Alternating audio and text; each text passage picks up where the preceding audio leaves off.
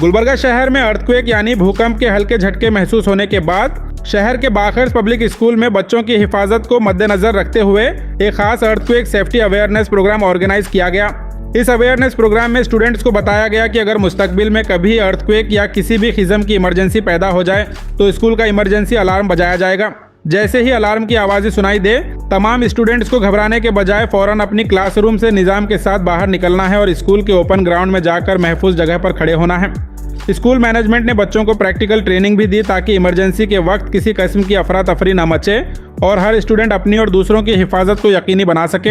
Experts के मुताबिक earthquake के दौरान सबसे अहम बात यह होती है कि बिल्डिंग से दूर खुली जगह पर जमा हो जाएं।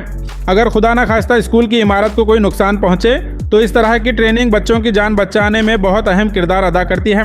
बाखर्स पब्लिक स्कूल की यह पहल सिर्फ एक ड्रिल नहीं बल्कि डिजास्टर प्रिपेयर्डनेस की तरफ एक जिम्मेदाराना कदम है जो बच्चों को इमरजेंसी सिचुएशंस का सामना करने के लिए तैयार करता है।